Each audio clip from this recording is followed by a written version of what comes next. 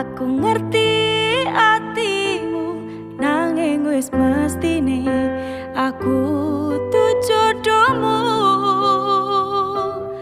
Pancen rasa kari rasa kudu lilo nggonmu nrimo. Lilahno aku nyandhi priya liya.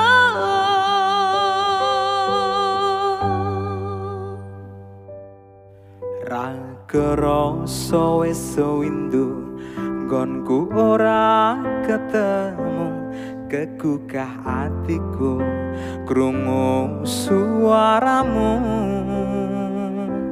Aku mung bisa ndedonga waranggana sing tak tresno, muga bisa urip tentrem.